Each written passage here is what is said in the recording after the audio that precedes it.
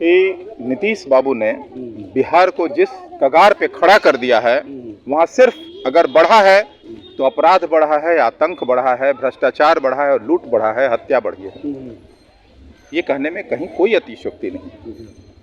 अब आप अगर मुख्यमंत्री जी आपसे अगर बिहार की सत्ता नहीं संभल रहा है तो अब नैतिकता के आधार पर कम से कम इस्तीफा तो दे दीजिए। अच्छा, आप इस्तीफा की मांग कर रहे हैं? नहीं, उन्हें इस्तीफा दे देना चाहिए। अब पुलिस डरे हुए होंगे और ये जिसका परिणाम हुआ कि 11 लोगों को उसने घायल किया, एक को अपने गोली से के निशाने से उसको मौत के घाट उतार दिया है और अब तक वो गिरफ्तार नहीं है। ये बहुत दुर्भाग्य की बात है। आप देख रहे हैं प्रेस जागरण में, मैं हूं कुंदन कुमार।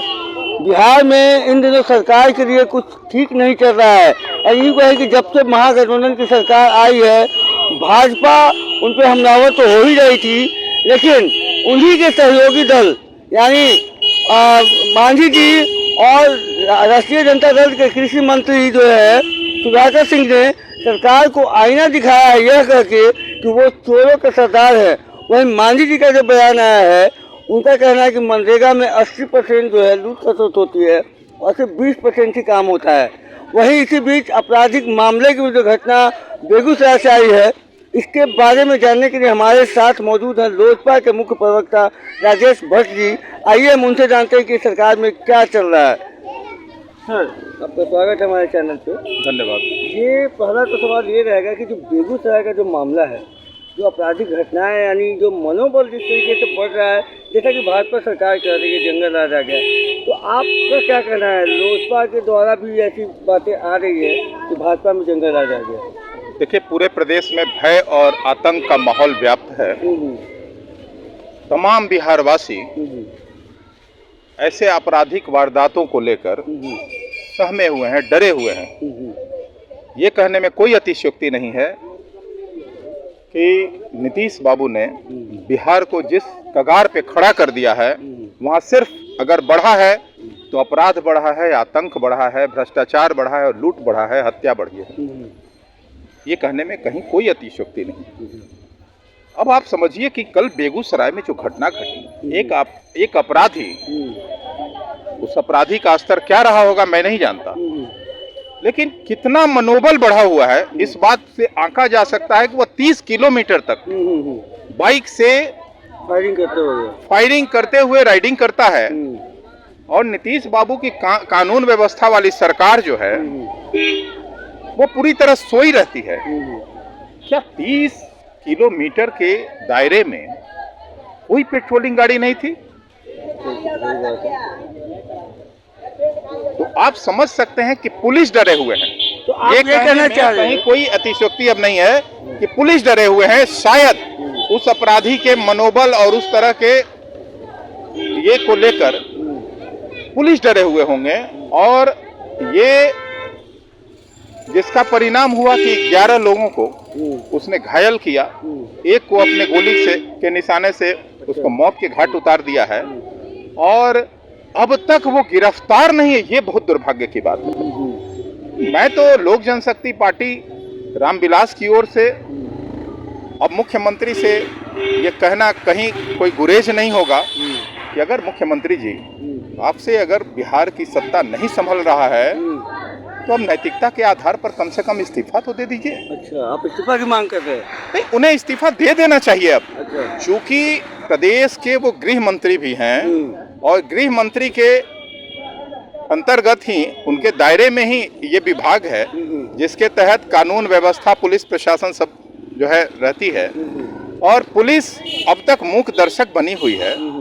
तो नैतिकता भी तो कोई चीज होती है राजनीति में। अच्छा। राजनीतिक में नैतिकता के आधार पर अब उनको इस्तीफा दे देना चाहिए और नहीं तो केंद्र सरकार को राष्ट्रपति शासन लागू करना चाहिए। अच्छा, और एक सवाल है सर कि सुधाकर सिंह और जीतनराम मांझी जी का जो बयान है, क्या है वो अपने सरकार को आईना दिखा रहे हैं या पूरा सरकार में अब भ्रष्टाचारी लोग भर गए हैं? ये बताना चाह रहे हैं। मैं तो दोनों लोगों का स्वागत करूंगा कि आदरणीय जीतनराम मांझी जी बिहार के वरिष्ठ नेता हैं और अपनी सरकार को उन्होंने जिस तरह से आईना दिखाने का काम किया है कि उन्होंने कहा भी है कि मनरेगा में 100% खर्च पे 20% काम होता है। अब इससे बड़ी और क्या बात होगी। उनके सरकार के घटक दल के एक वरिष्ठ नेता, प्रदेश के पूर्व मुख्यमंत्री अगर ये बात कहते हैं तो निश्चित तौर पर यह बेहद गंभीर मामला है। और सुधाकर सिंह जी ने जो साहस किया है, अपने ही सरकार को घेरा है, जिस साहस के साथ मैं उनके साहस का पुरजोर जो है स्वागत करता हूं कि उन्होंने अपने ईमानदारी का परिचय देते हुए सरकार को आईना दिखाने का काम किया है। नहीं, सरकार की कमजोरी, लाचारी, भ्रष्टाचार उसको उजागर किया, निश्चित तौर पे उन्होंने उजागर कर दिया। आज उन्होंने स्वीकारा है कि मैं चोरों का सरदार हूं और जितने भी मंत्री हैं, जितने भी विभाग में हमारे पदाधिकारी हैं, सब चोर हैं। उन्होंने यही बात कही है ना। तो आप समझ सकते हैं कि चोरी और भ्रष्टाचार का जो गठजोड़ है वो कैसा चल रहा है विभागों में। तो हमारे राष्ट्रीय अध्यक्ष आदरणीय श्री चिराग पासवान जी हमेशा एक बात कहते रहे हैं कि लूट और भ्रष्टाचार का पिटारा है। 7 निश्चय जो प्रोग्राम, इनका कार्यक्रम जो चल रहा है, अगर जांच आज करा दी जाए तो मैं समझता हूं कि ये बहुत बड़ा घोटाला होगा, दुनिया